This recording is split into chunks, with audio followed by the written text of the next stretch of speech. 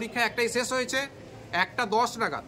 আমি আমার মানে অফিস রুমেতে নামাজ পড়ছি, হঠাৎ দেখি একজন ওই ক্লাস 12-এর আজিজুর রহমান বলে একটি ছেলে, যে ছেলেটি ক্লাস 12-এ সারা বছর আমার মানে প্রতিষ্ঠানে ছিল না, ক্লাস করেনি, ওই পরীক্ষার কদিন আগে এসে টোটাল, এবং এই ছেলেটি ডিস্টার্ব করছে। এর আগে আমাকে প্রকাশ্যে খুন করে দেওয়ার হুমকি দিয়েছে 2 জানুয়ারি। এবং হচ্ছে ছেলেটি দেখি ঢুকে আমাকে টাকাটা কবে দেবেন বলুন। আমি টাকা তো যা বলার বলে দিচ্ছি, তোমাকে কিছু না, তোমাকে এখানে ঢোকার পারমিশনটা কে দিল? তো বলার পরে ও সঙ্গে সঙ্গে কী করলো, কাঠের চেয়ারটা তুলে নিয়ে একদম পুরো আমার মাথার উপরে ধরেছে এবং আমাকে কী বলে মাথায় আঘাত করেছে, নাকে আঘাত করেছে। এবং সঙ্গে সঙ্গে ভেতরে আমি একা আছি, তো ভেতর থেকে আমি আবার বারান্দার বাইরে বেরিয়ে গেলাম। আপনার নাম শেখ আজিজুর রহমান। পুরা হাসপাতালে আপনি কখন ভর্তি হয়েছেন? আমি ভর্তি হয়েছি বলতে আমাকে ওখান থেকে পুলিশ উদ্ধার করে নিয়ে এসে এখানে ওনারাই ভর্তি করেন। তো আপনি কেন স্যারকে মারতে গেছিলেন? আমি স্যারকে মারতে যাইনি, এটা পুরোপুরি বানানো একটা কথা। হ্যাঁ, আমি শুধু একা। স্যার বলছেন আপনি নাকি কাঠের চেয়ার ছুঁড়ে মারতে গেছিলেন। না, এটা পুরোপুরি বানানো কথা। হ্যাঁ, আমি যে মারতে যাব এটা কখনই ওখানকার গ্রামবাসী মেনে নেবে না। হ্যাঁ, ছাত্র যা সমস্ত রয়েছে এবং অভিভাবক যারা রয়েছে কোনোদিন বিশ্বাস করবে না কথাটাকে। তো আপনি ওখানে থাকতেই বা চেয়েছিলেন কেন? থাকতে চেয়েছিলাম এই কারণেই যে কিছুটা দিন মানে থেকে যায় বলতে, সেই সময় মুখ্যমন্ত্রী এখানে একটা ওনার সভা ছিল, তার কারণে তো বাস বা যানবাহন সব বন্ধ ছিল, তো তার কারণে আমি যেতে পারিনি আর কি। তো আমি বলেছিলাম তাহলে স্যার আমি এখানে একটু থাকছি কিছুদিন, তো আমি চলে যাব, টাকাটা আমি দিয়ে দেবেন, চলে যাবো। আমি ঠিক আছে। তো আজকে পরীক্ষার আজ শেষ দিন ছিল, তো আজকে আমরা 4 জন ছেলে আমরা যারা পরীক্ষা দিয়েছি উচ্চ মাধ্যমিক অর্থাৎ ফাজিল, তো আমরা 4 জন মিলে যাই অফিসে। যাওয়ার কারণে পরে ওখানে ওনারা বলেন ঠিক আছে আমি দেবো করে এরকম একটা কথা ওঠে। তো কথা ওঠার পরে ওখানকার যে এসআই উনি এখানে উপস্থিত ছিলেন, থাকার পরে এসআই বললেন যে ঠিক আছে তুমি একবার হেড স্যারের সঙ্গে পরীক্ষা শেষ হলে একবার আসবে। আমি ওনার কথা মতো আমি ওই অফিসে যাই। যাওয়ার পরে আমি তখন যে ওনাকে বলি যে এই ব্যাপার, কী ব্যাপার তুমি এখানে এসেছো কেন, তোমাকে পারমিশন দিয়েছে কে, তোমাকে এই করেছে? স্যার কথা একটু শুনুন। যে স্যার আমার টাকাটা দিয়ে দিলে ভালো হয়, আমি তো অন্য একটা প্রতিষ্ঠানে চলে যাবো, সেখানে চলে যাবো একেবারে, এখানে যা সরঞ্জাম রয়েছে আমার হোস্টেল থেকে নিয়ে আমি চলে যাবো। তো বলার পরে উনি বলছেন হ্যাঁ তুমি রাজনীতির সঙ্গে যুক্ত রয়েছো, তুমি রাজনীতি করছো এখানে পলিটিক্স ঢুকাচ্ছ, হ্যাঁ এরকম করে একটা উল্টো পাল্টা একটা আমার প্রতি একটা দোষ চাপাই আর কি। সেজন্য আপনি চেয়ার ছুঁড়ে মেরেছিলেন? না, এটা পুরো মিথ্যা। তারপরে আমি বললাম স্যার এটা মিথ্যা, আপনি এটা বানানো বলছেন বা আপনাকে বলেছে কথাটা ভুল বলেছে। বলার পরে উনি বলেন এরকম করে 2-1 কথা বলতে বলতে আমাকে একটু ঠেলে দেয়। ঠেলার পরে আমি সরে যেতে ওনার গায়ে একটা চেয়ার ছিল, চেয়ারটা উনি হাতলে ছড়ে আমাকে দেয়, না এমন জোরে ছড়ে যেটা আমার মানে হাত দিয়ে আমি সেটাকে বাধা দেওয়ার জন্য আমার হাতে একটা চোট লেগেছে বড়। তো আমি ছিটকে পড়ে যাওয়ার মাথাটা দেওয়ালে মানে লেগে গেছিলো আর কি। তারপর আমি যখন সরে গেলাম এদিক থেকে, উনি বাইরে চলে এলেন, মানে বাইরে সিসিটিভি ক্যামেরা রয়েছে, ভেতরে সিসিটিভি ক্যামেরা নাই। তো বাইরে যখন যান তখন উনি চাইছেন কি যে আমাকে কাছে আসবেন, কাছে এসে আরও আমার কাছে করতে চাইছেন। সেই সময় এসআই ওখানকার যে গার্ডে পুলিশ ছিল ওনাদিকে ডাকলেন, ওনারা এলেন। হ্যাঁ, এনার পরে আমাকে একটু সরিয়ে দিলেন, ওনাকে সরিয়ে দিলেন। তারপরে উনি ওখানে বলছেন যে তুমি পুলিশদের নিয়ে এসছো, হ্যাঁ পুলিশরাই তোমার করাচ্ছে। পুলিশের প্রতি একটা আলাদা একটা দেখলাম খারাপ একটা আচরণ করলো। তো আমার কথা যেটা হচ্ছে সেটা দেখেন, উনি আমার শিক্ষক, হ্যাঁ ওনাকে পিতার সমতুল্য আমি সম্মান করি, আমি ওনার ছাত্র মানে সন্তান। হ্যাঁ, তো এই জায়গায় কেন আমরা নিজেদের মধ্যে দ্বন্দ্ব সৃষ্টি হবে বা কেনই বা হবে এই সমস্ত কিছু? দেখেন একটাই কারণ আমি যেটা বলবো, আমি 4 বছর ধরে ওখানে পড়াশোনা করছি। 4 বছর ধরে যে সমস্ত ওনার দুর্নীতি, হ্যাঁ ওনার নির্যাতন সমস্ত কিছু গ্রামবাসী দেখছে, অভিভাবকরা দেখছে, আমার ছাত্ররাও দেখছে, সহ্য বহুদিন ধরে করে রয়েছে। কিন্তু উনি বলছেন যে ওনার যে মানে ওখানে পরিচালন কমিটি বা আদার্স যাদের বিরুদ্ধে ওনার অভিযোগ যে উনি নাকি 50 থেকে 60 লক্ষ টাকা স্ক্যাম একটা ধরে নিয়েছিলেন এবং তার জন্য তারা নাকি আপনাদেরকে দিয়েই এইভাবে স্যারের প্রতি অত্যাচার করাচ্ছেন। আগের অন্যান্য এই মিডিয়া তো বলেছিল সেই কথায় যে আমাদেরকে উদ্দেশ্য প্রণোদিতভাবে আমাদেরকে করাচ্ছে, এটা পুরোপুরি ভুল। ঠিক আছে, আমরা ছাত্র ইউনিয়ন থেকে আমরা নিজেরাই করছি, নিজেরা প্রতিবাদ করছি ওনার এতে। ব্যাপার যেটা হচ্ছে সেটা আমাদেরকে সমস্ত কিছু বন্ধ করেছে, হোস্টেলের যাবতীয় জিনিস খাওয়া থেকে শুরু করে পানীয় জলের ব্যবস্থা যে সমস্ত ছিল সব বন্ধ করে দিয়েছিল, এমনকি কারেন্টের যে বিদ্যুতের রয়েছে সেটা কিন্তু উনি বন্ধ করে দিয়েছিলেন। তার জন্য আমরা প্রতিবাদ করেছিলাম। ওটা কোনো ব্যক্তি আমাদেরকে করেনি, কোনো কেউ কিছু নাই আমাদের সাথে নাই, আমরা নিজেদের মতো আমরা। আপনার সঙ্গে কালকে মানে আজকে যে ঘটনাটা হয়েছে, আপনার সঙ্গে আরও যে 3 জন ছিল তারা কারা? 3 জন ছিল বলতে 3 জন ওরা ছিলই না। আমি বললাম না প্রথমে আমরা 4 জন গিয়েছিলাম, তো 4 জন ওরা চলে যাওয়ার পরে আমি একা এসেছিলাম, বললাম এসে আমাকে ডেকেছিল একা, তো একা আমি আসার পরে ওইটা হয়েছে আর কি। আচ্ছা, স্যার বলছেন যে স্যারকে এত বেশি মারধর করা হয় এবং স্যারের সঙ্গে আরও যারা ছিলেন টিচাররা তারাও কিন্তু বলছেন যে আপনারাই মারধর করেছেন। না না না, শিক্ষকরা আশা করি বলবে না এই কথা। আর যদিও বলে সেটা স্যার না দেখে বলেছেন, কেন ওই জায়গায় উপস্থিত কেউ ছিলেন না, ওই জায়গায় এসআই উপস্থিত ছিলেন। তো আপনারা পারলে এসআইকে জিজ্ঞাসা করে নেবেন। এসআইয়ের নাম কি? এসআইয়ের নাম বলতে পারছি না আমি। আচ্ছা, আর আপনারা পাল্টা কোনো থানায় অভিযোগ করেছেন? হ্যাঁ, অভিযোগ করবো আমরা, থানাকে জানিয়েছি। আচ্ছা, হ্যাঁ। আজকে কখন ভর্তি হয়েছেন? ভর্তি হয়েছি ওই পরীক্ষার শেষ হওয়ার পরে, ঝামেলা হওয়ার পরে আমাকে ওখান থেকে পুলিশ উদ্ধার করে নিয়ে এসে এখানে ভর্তি করে। আচ্ছা, আজকে আপনার সঙ্গে কারা আছেন? আমার সঙ্গে আরও দুজন আমার যারা ছাত্র এখানে রয়েছে, আমার দুজন সহপাঠী আছে আমার। আচ্ছা, এবং আর যিনি আছেন, বয়স্ক যিনি আছেন, উনি আমার পিতা মান আর কি। আচ্ছা, বাবা হন। আচ্ছা আচ্ছা। আজকে আপনি চলে যাচ্ছেন হসপিটাল থেকে? হ্যাঁ, আমাকে আরামবাগে নিয়ে যাওয়া হবে। খুবই মানে কষ্টের মধ্যে, যে খুবই আঘাতটা খুব বড়সড় লেগেছে তখন। কিন্তু ডাক্তারবাবু তো বলছেন আঘাত গুরুতর নয়। তখন গুরুতর ছিল না, বর্তমানে আরও বেড়ে গেছে। হ্যাঁ, খুব মানে শরীরে যন্ত্রণা থেকে শুরু করে ব্যথা খুব হচ্ছে আর কি। হ্যাঁ, উঠতে পর্যন্ত পারছি, কথা বলছি যে কথা বলতেও খুব কষ্ট হচ্ছে আমার। শুধু হাতটার জন্য আর কি বলেছিল, তখন ওই জন্য এখানে যে ডাক্তারবাবু উনি শুধু হাতটার জন্য দেখে ওষুধ দিয়েছিলেন, হাতটার থেকেই রিপোর্টটা করেছিলেন। আপনার ওর বন্ধু সহপাঠী? আচ্ছা, কি নাম আপনার? আমার নাম মাহমুজ্জামান খান। আচ্ছা, দিয়ে তারপর ম্যাডাম ও এবার মানে হেড স্যারের ঠিলার পর্যন্ত দেয়ালে, মানে পড়ার পর্যন্ত দেয়ালে মাথাটা ঠকে গেছিলো, তোমাদের মাথায় একটা চোট পেয়েছিল। এবারে চোটটা আস্তে আস্তে বাড়ছে, করছে, মাথা ঘুরছে, মাথায় লাগছে, যার জন্য আপনারা আরামবাগ মহকুমা হাসপাতালে যাচ্ছেন, তাই তো? আপনারা কি চাইছেন যে হেড স্যার সম্বন্ধে আপনাদের ধারণা কি? হেড স্যার সম্বন্ধে ধারণা বলতে ম্যাডাম, মানে আমি মায়াপুরে যে পীরনগরের নবাবিয়া মাদ্রাসার যে প্রধান শিক্ষক তার কথা বলছি। হ্যাঁ ম্যাডাম, এবার আমাদের যে প্রধান শিক্ষক মহাশয়, আমি ম্যাডাম 2020 সালে আমি ওই মাদ্রাসায় ভর্তি হই। এরপর আমি ভর্তি হওয়ার পর থেকে 2022 সালে আমি ম্যাডাম হোস্টেলে মানে এসেছিলাম থাকার জন্য। এবার হোস্টেলে আসার পর এবার মোটামুটি ওই মাস দেড়েক একটু ভালোভাবে দেখলো, ভালোভাবে চললো।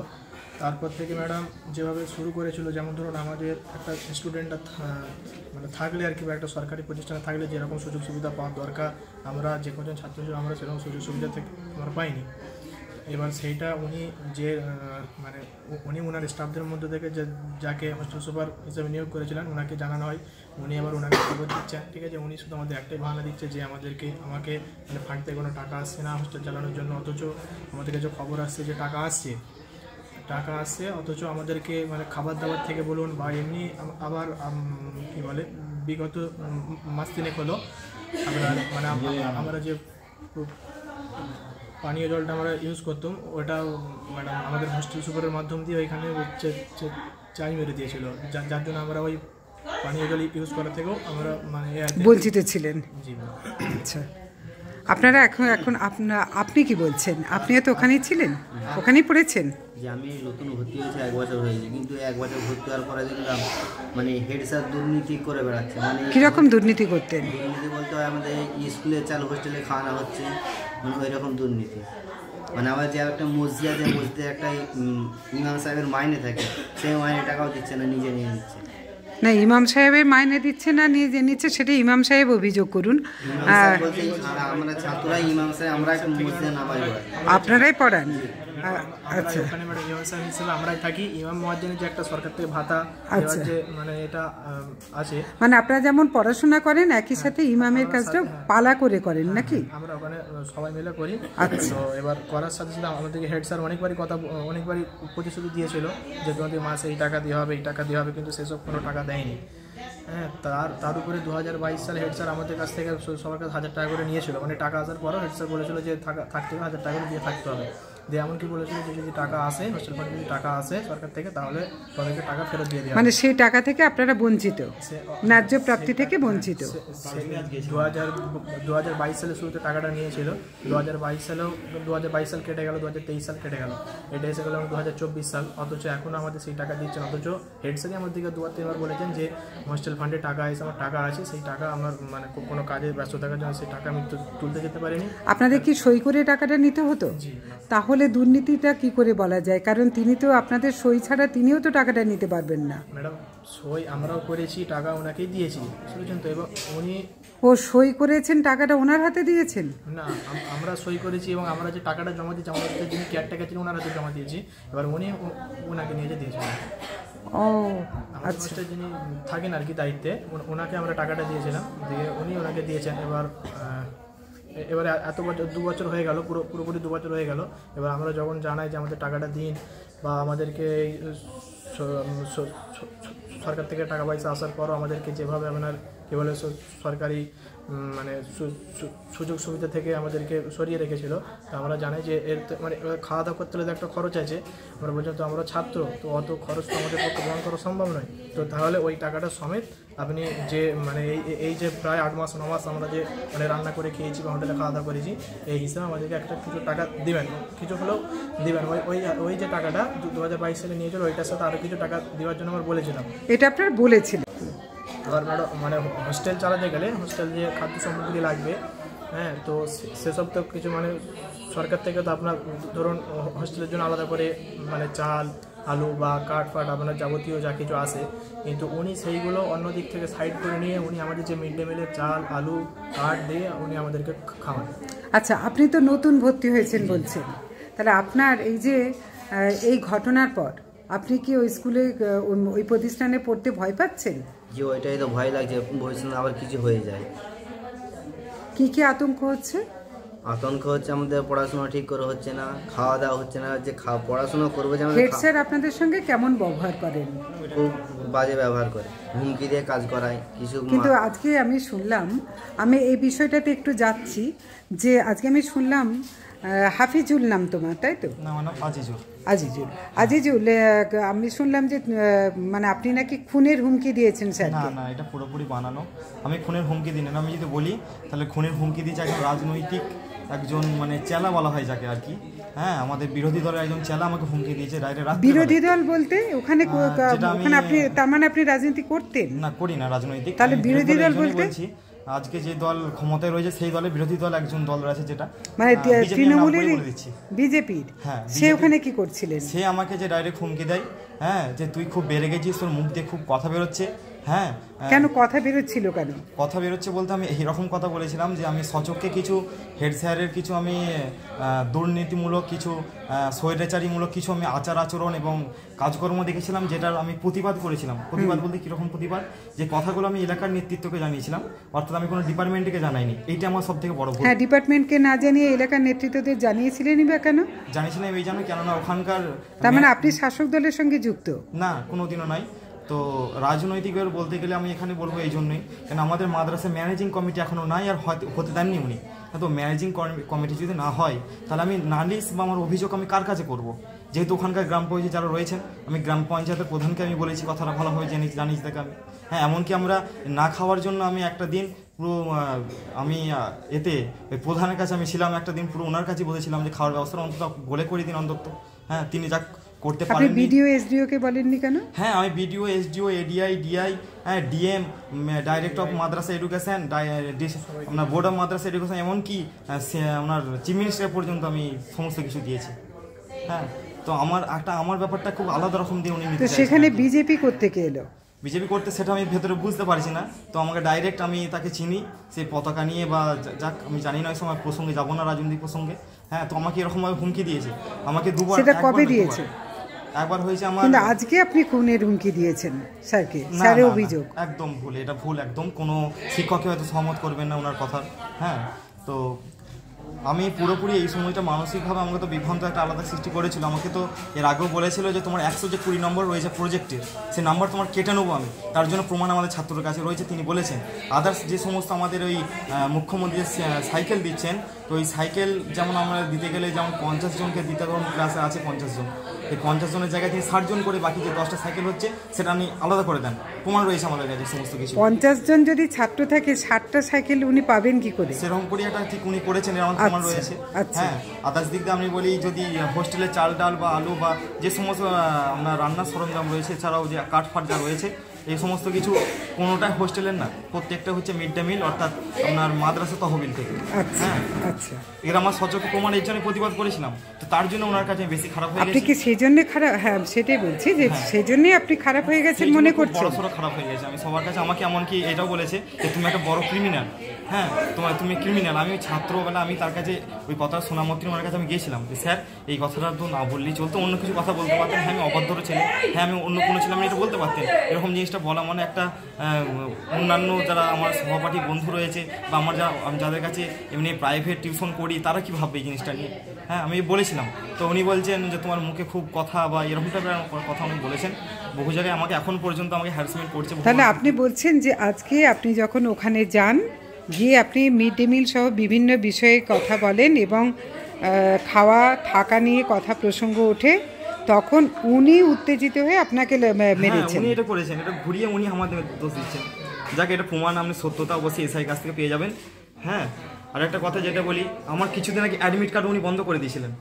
আগে আমি নাম করে বলে দিচ্ছি, ওখানকার আগে যিনি আইসি ছিলেন, হ্যাঁ ওখানকার ইন্সপেক্টর যিনি ছিলেন সৌমিত্র দত্ত স্যার, হ্যাঁ উনি এসে আমার অ্যাডমিট কার্ড সব ছাত্রদের মধ্য দিয়ে আমাকে ঠিক বলে করে ব্যবস্থা করে দিয়েছিলেন।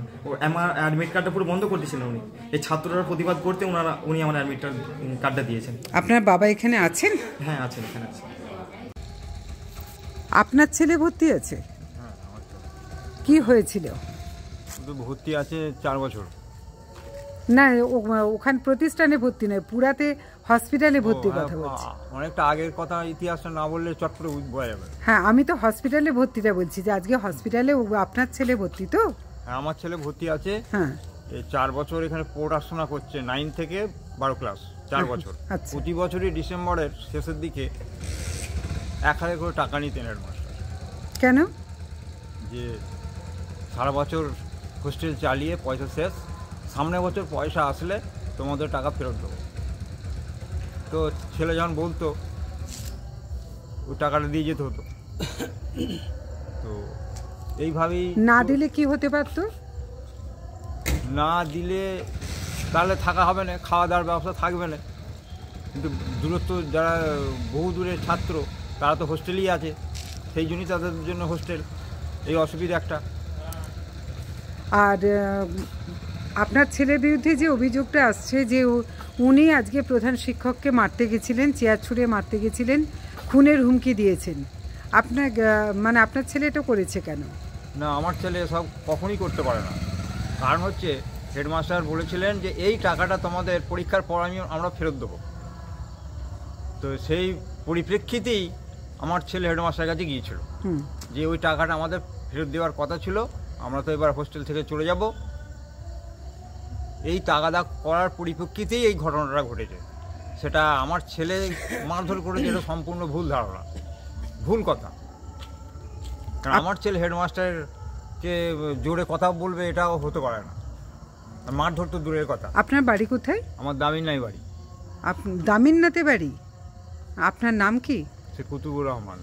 আচ্ছা, আর আপনার বিরুদ্ধে তো অভিযোগ আছে যে স্ক্যাম যেটা হয়েছে আপনার বিরুদ্ধে না, আপনার সঙ্গে আরও একজন, তো কীরকম এই অভিযোগগুলো আসছে কেন? আচ্ছা, বলছি ম্যাডাম দেখেন, আমি ওখানে 2010 সাল থেকে আমাদের ওই যে হোস্টেলটা আছে না, একটা পুরাতন হোস্টেল আছে ওখানে, সেটা প্রায় মাদ্রাসা স্থাপিত হয়েছিল 1968 সাল। সেই থেকে নিই দূরবর্তী আর কি ছাত্রদের উপকারার্থে এলাকার কিছু মানুষ, শহীদ ওই ব্যক্তিরা, তারা চিন্তা ভাবনা করে একটা হোস্টেল তৈরি করে, বেসরকারিভাবে বেসরকারি কমিটির মাধ্যমে পরিচালিত হতো। এবং সেখানে ছিল কি 3টে কোটা ছিল। যারা হোস্টেল চার্জ দিতে পারতেন ফুল চার্জ দিতেন, যারা পারতো না হয়তো কিছু তারা হাফ দিতেন, আবার যারা একদম গরিব শ্রেণীর মানুষ তারা একদমই কিছুই দিতে পারতেন না। এই যে 2 শ্রেণীর ছাত্ররা থাকতো, কেউ হাফ চার্জ দিত আবার কেউ ফুল ফ্রি থাকতো। এদের কিন্তু খাদ্য জোগাড় করার জন্য, যাবতীয় সারা বছরের সমস্ত কিছু টাকা পয়সা জোগাড় করার জন্য, খরচের যাবতীয় সব জোগাড় করার জন্য এলাকার মানুষেরা ওই যে বেসরকারি কমিটি এবং বেসরকারি হোস্টেল, তিনারা বিভিন্ন জায়গা থেকে মানুষের কাছ থেকে চেয়ে চালিয়ে আসছেন। এইরকম এত দীর্ঘ প্রায় 50 বছর ধরে হোস্টেলটা চলে আসছে, পুরাতন হোস্টেল। 2010 সালে আমিও ওখানকার ছাত্র, প্রাক্তন ছাত্র। 1988 সাল থেকে। স্ক্যামটা কিসের? বলছি ওটাই তো বলছি ম্যাডাম, বলছি 1988 সাল থেকে 1995 সাল পর্যন্ত আমি ওখানে আবাসিকভাবে ওই হোস্টেল থেকে পড়াশোনা করেছি। পরবর্তীতে আমাদের শিক্ষক তিনারা আমাকে নির্দেশ দিলেন যে তুমি যদি এখানে আসো তাহলে একটু দেখাশোনা করো। তো 2010 সাল থেকে আমি ওখানে জয়েন করি। 2010 সাল থেকে ওইরকমভাবে বেসরকারি হোস্টেল, বেসরকারি কমিটির মাধ্যমে আমি ওখানে থাকি। তো ওই রকমভাবে ওই সিস্টেমে হোস্টেল চলে আসছি। আর 2017 সালে 2017 সালে ওই যে হোস্টেলটা এখন যেটা মাইনরিটি আর কি এমএ ডিপার্টমেন্ট থেকে মাদ্রাসা এডুকেশন এবং মাইনরিটি অ্যাফেয়ার্সে যে সরকারি যে হোস্টেলটা আর কি হয়েছে, ওখান থেকে 2017 সালে ওটা চালু হবার কথা ছিল। ওখানে একটা যে সরকারিভাবে কেয়ারটেকার নিযুক্ত হবার কথা ছিল, হেডমাস্টার করলো কি আমাদের অজান্তে এবং আমাকে ওখান থেকে বাদ দেওয়ার জন্য, যেহেতু আমি এতদিন ধরে কাজ করে আসছি, আমি না আবার ওই হোস্টেলে জয়েন করতে পারি, উনি সেই একটা পরিকল্পনা করলেন কি 2017 সালে সম্ভবত 23শে মার্চ উনি লিপি পত্রিকায় একটা অ্যাডভার্টাইজ দিলেন এবং সেটা নাম দিলেন এসডিওর মাধ্যমে। আমরা এসডিও অফিসে গেলাম, বললো দেখো এটা হেডমাস্টারই জানে। তো ওই 23শে মার্চ উনি যে অ্যাডভার্টাইজ দিয়েছিলেন আমাদের ওখানে কর্মী নিয়োগের জন্য, যার নাম দিয়েছিলেন ওয়াক ইন ইন্টারভিউ নাম দিয়ে। তো সেখানে এবারে কি ওখানে সম্পূর্ণ ওটা মানে আমাদেরকে অন্ধকারে রেখে কাজটা করতে চেয়েছিলেন। আসলে ওর এটা ছিল যে ওখানে সেলফ হেল্প গ্রুপ ওটা পাবে এবং ওখানে ইন্টারভিউটা ছিল সেলফ হেল্প গ্রুপে, কিন্তু সেলফ হেল্প গ্রুপকে না ডেকে উনি নিজের মন মতন একটা দিশারি সংঘ তিনাদেরকে ডেকে নিলেন এবং ওনার মনোনীত কেয়ারটেকার যাকে উনি নিয়োগ করতে চেয়েছিলেন তাকেও ডেকে নিয়ে উনি সেই এসডি অফিসে ইন্টারভিউ করাবার চেষ্টা করলেন। আমিও খবর পেয়ে সেখানে গেলাম। সেখানে গিয়ে কি হলো, ইন্টারভিউ সমস্ত কিছু হয়ে যাওয়ার পর তারপরে এবারে বিডিও স্যারের কাছে খবর নেই যে কি না, ইনারা বললেন যে না ওই ইন্টারভিউটা বাতিল হয়ে গেছে। কি কারণে? বলছে এটা সেলফ হেল্প গ্রুপের নয় এবং বাতিল হয়েছে এই কারণেই যে ওনার ক্যান্ডিডেট ছিল, অর্থাৎ আমাদের হেড স্যারের যিনি ক্যান্ডিডেট ছিলেন তিনি নাকি কেস করেছিলেন। মানে আপনি বলছেন সম্পূর্ণ অবৈধ ছিল ওই প্রক্রিয়াটা, তাই তো? তারপরে আমি নিজে ওনাকে বলেছি যে আমি 50 থেকে 60 লক্ষ টাকা স্ক্যামটা কিসের স্ক্যাম? আচ্ছা বলছি ম্যাডাম, এই যে 2010 সাল থেকে 2017 সাল পর্যন্ত এই যে কটা বছর হোস্টেল চলে এসেছে বেসরকারিভাবে কখনো 60 জন, কখনো 70 জন, কখনো 80 জন ছাত্র ওখানে থাকতো, তাতে সরকারের একটা পয়সাও সেখানে আসতো না। এটা হতে কি মানুষের দানের উপরে চলতো এবং সেই দানটা আমাদের নিজেদেরকে মানুষের কাছে গিয়ে হাত পাততে হতো ছেলেদের জন্য। পূর্বেই আপনাদেরকে বলেছি যে যদি 60 জন ছেলে থাকে 30 জন ছেলে চার্জ দিত, আর 30 জনের মধ্যে আবার কেউ হাফ চার্জ দিত। সেটা আপনি বলেছেন, হ্যাঁ বলেছেন। হ্যাঁ, তারপর এইরকম ভাবে করে আমরা চালিয়ে আসছি। আসার পর 17 সালে উনি যখন ওনার ক্যান্ডিডেটকে ব্যর্থ হলেন, 18 সালে আবার পুনরায় বিজ্ঞপ্তি জারি করলেন বিডিও স্যার। 2018 সালে 19শে জানুয়ারি বিজ্ঞপ্তি জারি করার পর যখন আমি ওখানে নিয়োগ হলাম 2018 সালে, হঠাৎ তিনি করলেন কি 2018 সালে নিয়োগ হবার পর আমাকে উনি হঠাৎ বললেন যে পুরাতন হোস্টেলে যে আলমারিটা আছে দাও, জোর করে আমার কাছ থেকে তুলে নিলেন। ওই যে হোস্টেলের কথা বলছেন 50-60 টাকা। এবারে বলছি আমাদের ওই যে পুরাতন যে হোস্টেলটা, যে দীর্ঘদিন ধরে বেসরকারি হোস্টেলটা বেসরকারি কমিটির মাধ্যমে পরিচালিত হয়ে আসছিল, তার যাবতীয় নথিপত্র যেই আলমারিতে ছিল, ওই 2018 সালে উনি জোরপূর্বক আমার কাছ থেকে তুলে নিলেন। তারপর কি হলো? নিয়ে উনি হোস্টেল অফিসে রাখলেন, সেটা বর্তমানে এখনো আছে। 2019 সালে এসে এবারে আমার উপরে ওই 2018 সাল থেকে টর্চার শুরু হলো, কি করে একে তাড়ানো যায়। কখনো বলি 24 ঘন্টা ডিউটি করতে হবে, দিন রাত কোনো ছুটি নাই।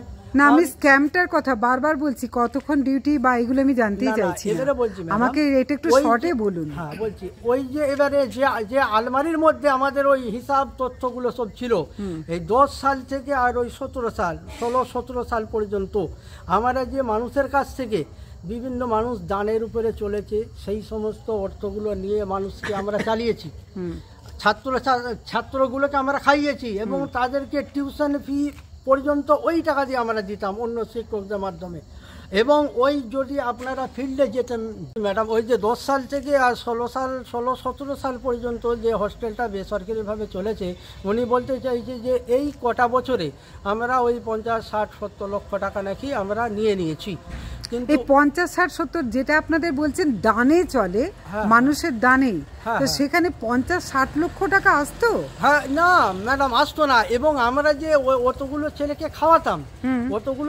খাওয়াতাম এবং বর্তমানে যে হোস্টেলটা এখন সরকারিভাবে হয়েছে, ওই জায়গাটা পর্যন্ত 7 থেকে 8 লক্ষ টাকা দিয়ে কেনা হয়েছে ওই পুরাতন হোস্টেলটা চালিয়ে।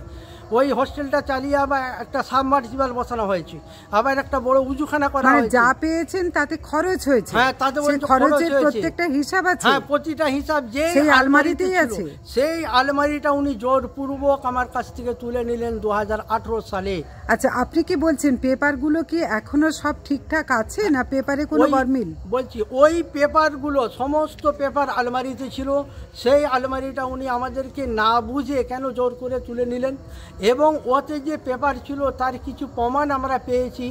এর আগে উনি নাকি একটা হাইকোর্ট করেছিলেন, সেই হাইকোর্টের যে কপি আমাদের কাছে এসেছে, সেই পুরাতন হোস্টেলের কিছু তথ্য, তার মধ্যে জেরক্স কপি আমাদের ওই হাইকোর্টের ওনার যে উকিলের মাধ্যমে পাঠিয়েছে, সে তার মধ্যে প্রুফ আমরা পেয়েছি।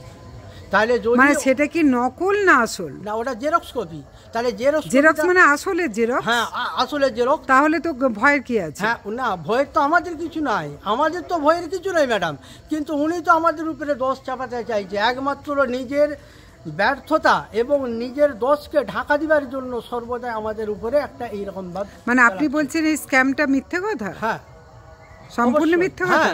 যেহেতু 10 সাল থেকে 17 সাল পর্যন্ত মানুষের কাছ থেকে দানে চলেছে, কেউ হয়তো কিছু টাকা দিয়েছে, সেখানে কোনো তো সরকারি টাকা আসে না।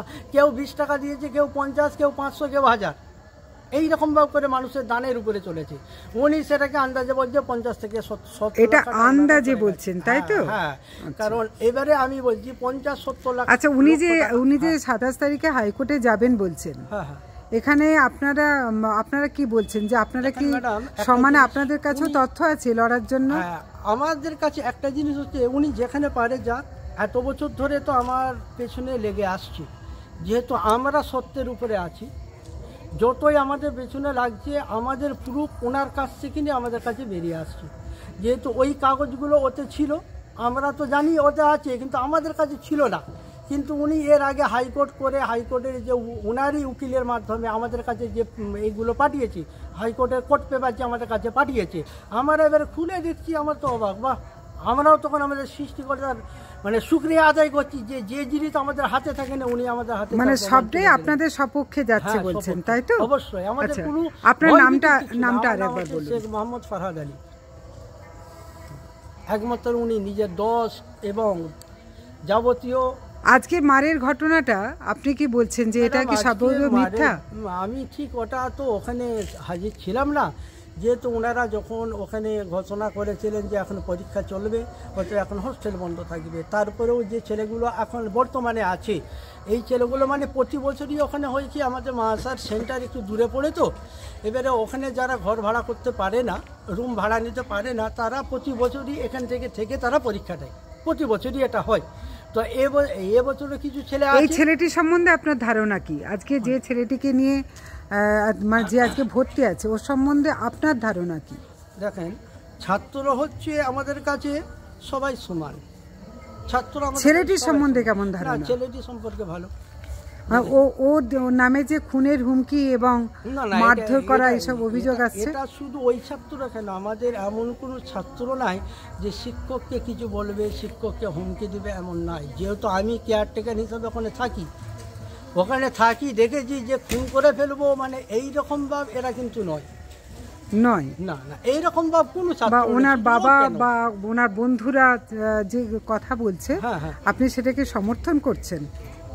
হ্যাঁ, অবশ্যই। কারণ আমাদের হোস্টেলে কোনো ছাত্ররা নয়, কিন্তু এরা হয়তো আজ মানে এতদিনের নির্যাতন এরা সহ্য করতে পারে না, এরা হয়তো তার প্রতিবাদ করতে গেছে।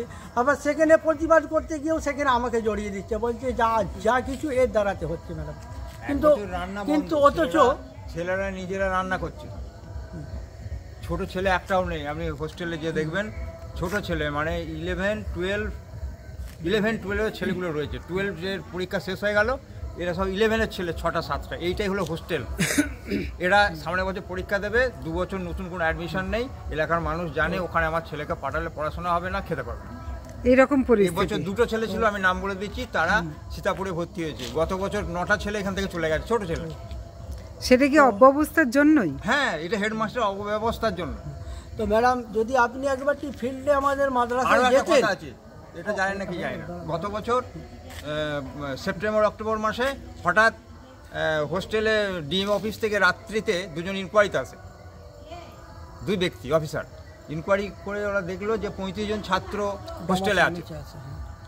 তারপর হেডমাস্টার মশাইয়ের কাছে নোটিশ আসলো শোকজের, সেটা কাগজটা আমরা সংগ্রহ করলাম খবর পাওয়ার পর, সত্যিই কিনা উনি 45টা ছাত্র পেপারস ডিএম অফিসে পাঠিয়েছে। এটা কিন্তু কি বোঝায়? সংখ্যা আরো কম, তাই তো? 35 জন, সেই শোকজের কাগজটাও আমাদের কাছে আছে। তখন আমাদের সন্দেহ হলো, স্ট্রাইক হলো যে একজন হেডমাস্টার হয়ে এরকম, অথচ ব্রেকফাস্ট নেই। ওনারা ইনকোয়ারিতে ছিলেন, বললেন না ব্রেকফাস্ট এখানে দেওয়া হয় না, ওই দুপুরের মিড ডেটাও এরা খায় মাঝে মাঝে। মানে এরকম অবস্থা। মিড ডে মিলের উপর ভরসা করে ছাত্ররা ওখানে থাকতো। এখন এই যে স্কুল যেদিন খোলে, এই হোস্টেলে এই কটা ছেলে মিড ডে মিলের ভাত খায়, সেদিন দিনের বেলা রান্না হয় না।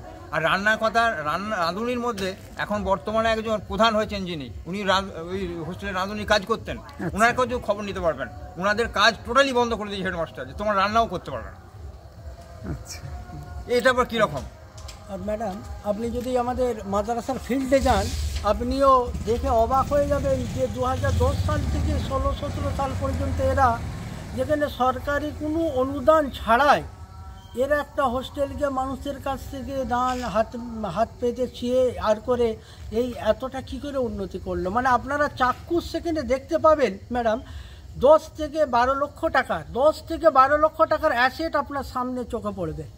তাহলে যেখানে এই 10 সাল থেকে 16-17 সাল পর্যন্ত এই বছর চালিয়ে এতগুলো ছাত্রকে খাওয়া দাওয়া, তাদের টিউশন ফি পর্যন্ত ওই হোস্টেল থেকে দেওয়া হতো। তাহলে খাওয়া দাওয়া, টিউশন ফি, তাদের যাবতীয় সারা বছর চালাবার পরেও 10 থেকে 12 লক্ষ টাকার অ্যাসেট আপনি গেলে চোখে দেখতে পাবেন। সেজন্য আপনি বলছেন স্ক্যাম হওয়ার কোনো গল্পই নেই, তাই তো? স্ক্যাম বলতে হয়তো উনি বলতে চেয়েছেন যেটা, যে ওই 10 থেকে 16-17 সাল পর্যন্ত এই সময়ের মধ্যে 50 থেকে 70 লক্ষ টাকা আমরা মেরে খেয়ে নিয়েছি। এটাই হচ্ছে ওনার মূল উদ্দেশ্য। তো আমরা যদি ওই টাকাটা নিয়ে নিলাম, তাহলে ম্যাডাম 10-12 লক্ষ টাকার আজ, তাহলে ওই অ্যাসেটটা কি করে এলো? এবং আজকাল মানুষের কাছে হাত পাতলে 5টা টাকা কেউ দিতে চাই ম্যাডাম, বলেন? আমরা গেলেও কিন্তু আমরা তবুও ওই ছাত্রগুলোর জন্যে মানুষের দাঁড়ে দাঁড়ে ঘুরেছি, মানুষ যা পেরেছে বলেছে, কিন্তু তারপরেও তাদেরকে বুঝিয়ে আমরা যেমন করে পেয়েছি, শুধু একমাত্র ওই ছাত্রগুলোর স্বার্থে।